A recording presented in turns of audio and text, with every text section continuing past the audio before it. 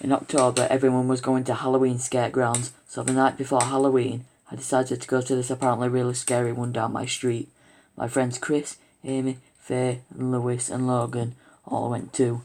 There were points where we would go as a group with others, and some alone. We entered the grounds and headed straight for the maze, the most scariest section of the grounds. We followed where the maze was taking us, but without realising, I was separated from the group.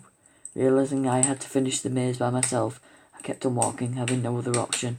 I quickly realised I was being followed by a strange figure.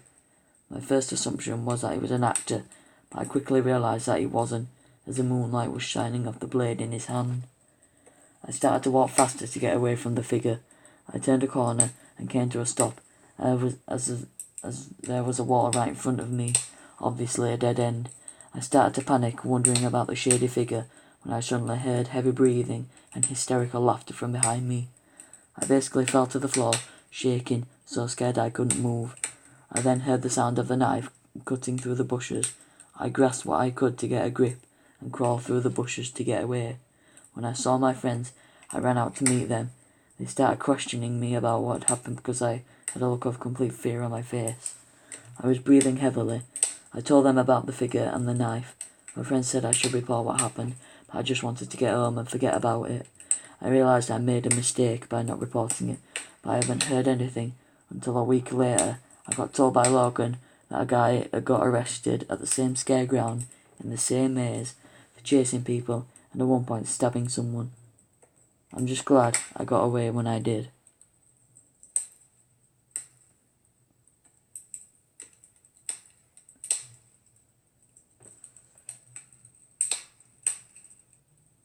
On Halloween, me and my friends planned on doing something scary. Instead of watching horror movies, we went to this abandoned hospital down our road.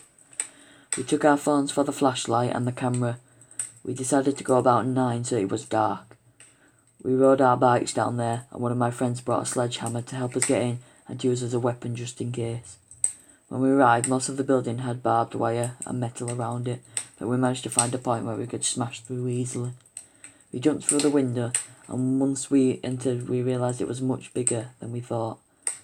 But that meant there was more for us to explore. We walked around using our phones as a light source, but looking to make sure there was no security guards or anyone in there with us.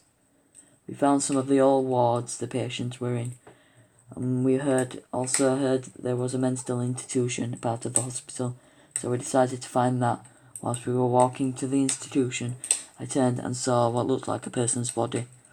I don't think they were facing me, but I kept on looking behind me to make sure that we weren't being followed, and for some time I didn't see the person again, until when we got to the institution, I saw that it was a man, and he was stood at the edge of one of the rooms with his head against the wall and hands up against it too.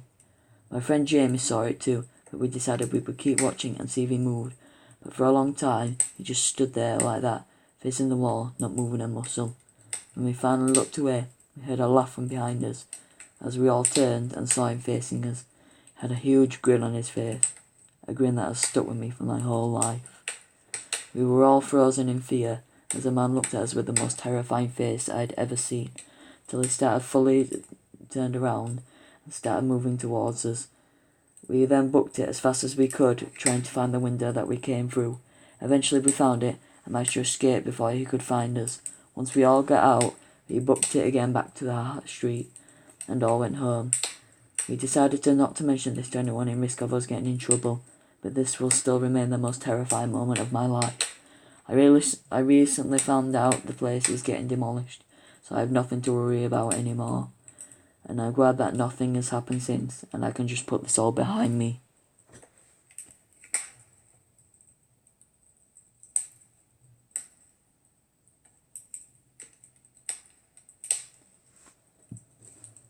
It was Halloween 2014, and whilst my brother and sister were going to a party, me and 3 of my friends were going trick-or-treating. We all dressed up as Freddy Krueger, Jason Voorhees, Michael Myers and Leatherface. We went out at 7 when it got dark. We started to get decent amounts of candy in our bags. We also brought an extra bag because the first bag filled up quite fast. We decided to go to the next street over, and we got good amounts of candy as we had been doing all night. We had been out for nearly an hour now, and started to need another bag as well. We got to a house which looked like it was from the 70s. We walked up and knocked. No answer. We knocked again, and we heard a voice telling us to come round back to get our candy. We were hesitant at first, but we figured nothing would happen, so we walked around to find a Halloween set up with cobwebs, blood, fake knives, and pretty much all you can think of. We walked further into the garden to find no sign of candy anywhere. We got confused until someone emerged from the bushes and started walking towards us. We started moving back, but we noticed the person was holding a knife, which caused us to run back to my friend's house, which we were staying at anyway.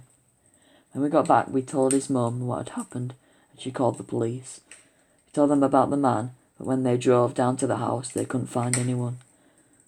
So they told us to call them again if anything happened again, which it did later that night. Whilst we were watching Rob Zombie's Halloween, we heard footsteps around the house.